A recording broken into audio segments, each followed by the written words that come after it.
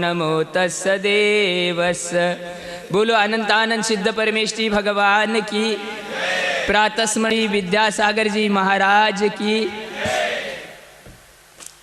अनुष्ठान होने जा रहा था, जैसे आप लोग भी यहाँ श्रेष्ठ मुनि निर्यापक श्री योग सागर जी महाराज जो हमेशा साधना में रत रहते हैं, हमने काफी समय से ब्रह्मचारी अवस्था से भी और मुनि दीक्षा के बाद भी महाराज जी के साथ रहने का अवसर आया, गिरनार यात्रा का भी अवसर आया। अनुष्ठान सिद्ध चक्र का प्राय करके लोग अष्टानिका में करते, अन्य समय में भी करते, उसमें कोई बाधा नहीं है। ऐसे ही एक स्थान पर अनुष्ठान होने जा रहा है और अनुष्ठान का कार्य यथावत समय पर अच्छे ढंग से संपन्न हो, इसलिए प्रत्येक कार्य के लिए व्यक्ति को एक अलग अलग कार्य सौंपा गया है, जैसे आप लोग भी करते हैं। अब जब अनुष्ठान होना है तो उसमें द्रव्य आवश्यक है क्या? नहीं है। द्रव्य के बिना पूजा कैसे करेंगे? बिना द्रव्य के पूजा करने वाले तो ये है, जैसे आचार्य महाराज ने दोहा स्तुति में लिखा है, बिना द्रव्य शुचि भाव से जिन पूजो मुनि लोग, बिना निज शुभ उपयोग के शुद्ध न वो उपयोग। तो द्रव्य भी वहां एकत्रित किया जा रहा है और प्रत्येक भक्त अपनी शक्ति के अनुसार जो भी पूजन सामग्री है वहां पर श्रद्धा के भाव से, कुछ लोगों ने तो आज ये भी मान्यता रखी है कि जिनेंद्र भगवान की पूजा, गुरु की पूजा करना भी, ये भी क्या है, ये सब ऐसी बातें हो रही है। लेकिन आचार्य पूज्यपाद देव ने तत्वार सूत्र की टीका लिखते समय सर्वार सिद्धि में लिखा है, ये सम्यक्त वर्धनी क्रिया है। चैत्य गुरु प्रवचन मतलब जिनेंद्र भगवान की पूजा करना, गुरुओं की पूजा करना, जिनवाणी जो भगवान की वाणी है, शास्त्र उसकी पूजा करना, ये सम्यक्त वर्धनी क्रिया है। कई लोग तो कहते ये व्यवहार औपचारिक है।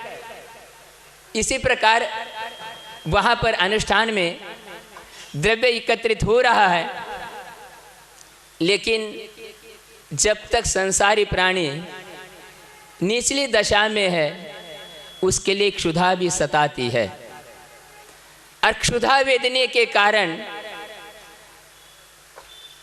जो भूख से पीड़ित था एक प्राणी, उस पूजन के द्रव्य में से कुछ द्रव्य अपने मुख में रखा। अब ये तो आप जान ही रहे कि कोई प्राणी उस पूजन के द्रव्य को अपने मुख में रखे तो क्या वो सामग्री पूजा के योग्य अपन मानते? उसको योग्य है? नहीं है, कदापि भी नहीं है। लेकिन इतना भी हम समझ सके कि जिस सामग्री को अथवा जिस सामग्री में से कुछ सामग्री को मुख में रखा, वो सामग्री तो अशुद्ध हो सकती है, पूजा के योग्य नहीं क्या, लेकिन अन्य सामग्री भी पूजा के अयोग्य हो गई? ये भी एक सोचने का, विचार करने का प्रश्न है।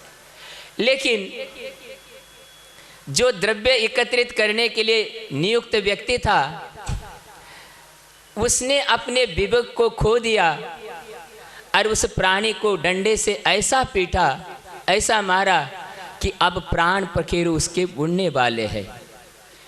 चीत्कार निकल रही मुख से। उसी समय कोई एक भव्य पुण्यशाली जीव रास्ते से गुजर रहा था और उस श्वान की चीत्कार सुन करके वहां पास में पहुंचा। ओहो, क्या हो रहा है? अब उस पुजारी की हिम्मत ने उसको रोके, उस पूजा के लिए रखा हुआ जल ही उसने उसको पिला दिया। अब तो उसने लगा कि जल भी आप उसका कोई कार्य करने वाला ने, तो क्या किया? महामंत्र, नमस्कार मंत्र, मंत्रराज, पंच परमिष्टि का वाचक नमकार मंत्र उसके लिए सुनाया। किसको?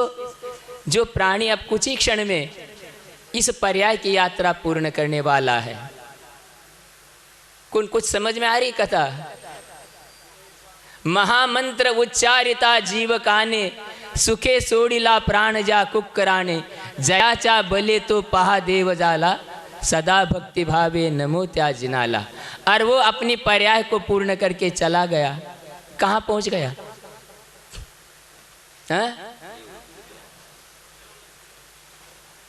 देव पर्याय में चला गया। कहाँ? यक्षेंद्र। और इधर आचार्य समंतभद्र महाराज कह रहे, सम्यक दर्शन शुद्धा नारक तिर्यंक नपुसक स्त्रीत्वानि दुष्कुल विकृताइल पारु दरिद्रताम च व्रजंती नाप्य व्रतिका। एक भी व्रत नहीं है, लेकिन अविरत सम्यक दृष्टि भी दुष्कुल में, नारकी, नपुसक, तिर्यंच में नहीं जाता। लेकिन यक्ष जाति में जाना भी ये सम्यक दर्शन का महात्म्य नहीं है, ध्यान रखना, ये पुण्य का महात्म्य है। लेकिन फिर भी अंत समय में अपना परिणाम इतना उसने शांत रखा, कौन ये मेरा हितु है और कौन मुझे वो मारने वाला। अब सोचना ये है, जिस अनुष्ठान के लिए द्रव्य एकत्रित हो रहा था, उस पुजारी ने उसको पीटा, उसका क्या हुआ? उसका तो कोई यहाँ पर प्रयोजन नहीं है।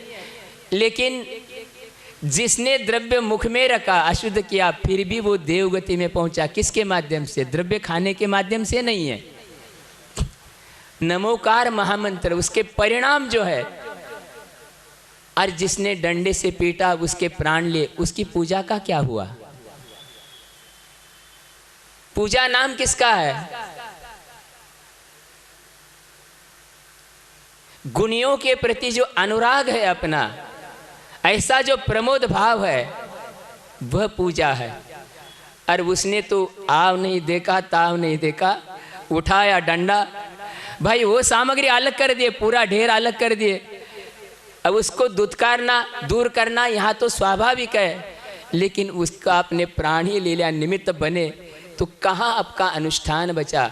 इसलिए निष्कषाय भावों की प्राप्ति के लिए पूजा है। आप लोग द्रव्य चढ़ाए, अभी आचार्य महाराज की पूजन की, जो आप द्रव्य चढ़ा रहे गुरु महाराज की पूजा में, भगवत पूजा में, सिद्ध परमेश्वर की आराधना में, वही चावल, वही बादाम, वही पिस्ता आपके घर में जब आप उसको भोजन सामग्री बनाते, खीर बनाते हैं, वहाँ उस समय आप उस द्रव्य की भोक्ता है। और वही पूजन सामग्री को आप गुरु महाराज के चरणों में चढ़ा रहे, श्री जी के चरणों में चढ़ा रहे, वहाँ आप भक्त है, पूजक है। सामग्री में कोई अंतर नहीं है, सामग्री तो वही है, सब भावों का खेल है। द्रव्य भी अपनी जगह मायना रखता है, शुद्ध होना चाहिए, ये बात निश्चित है। बड़े महाराज जी बोलेंगे। मैंने कहा था कि अभी चल करके थोड़ा सा माइक जो आवाज़, फिर भी महाराज जी के ऐसे फिर भी बड़ों की जो है विनय करना अपना कर्तव्य है।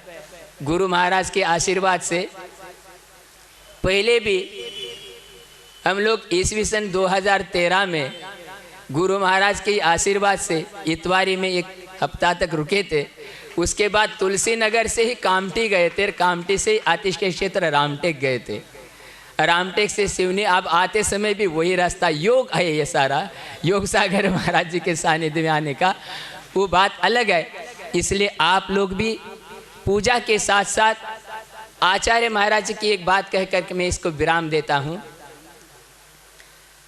जितने समय गुरु महाराज के चरणों में हम रहे, आचार्य महाराज जी ने हमेशा इस चीज़ को अपने प्रवचन के माध्यम से बोला, जितने भी अनुष्ठान हैं आत्म तत्व की ओर आने के लिए है।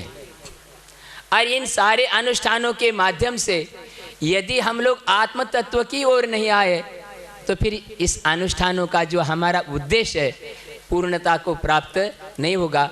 हम लोग भी एक दिन इसी प्रकार आराधना करते करते पहले श्रावक से श्रमण बने, और श्रमण से ही फिर सिद्धता प्राप्त होती है। क्योंकि आप महामंत्र में देखते हैं 4 मंगल है, 4 उत्तम है, 4 शरण है। उसमें कौन कौन है? अरहंत, सिद्ध, साधु। फिर आचार्य उपाध्याय कहाँ गए? आचार्य उपाध्याय भी उसी में सम्मिलित है, क्योंकि आचार्य और उपाध्याय पद समाधि के समय छोड़ना पड़ता है। साधु पद ही ऐसा पद है जिसको छोड़ने की आवश्यकता नहीं है। ऐसे साधु बन कर के भी हम सिद्ध बने, इसी भावना के साथ बोलो महावीर भगवान।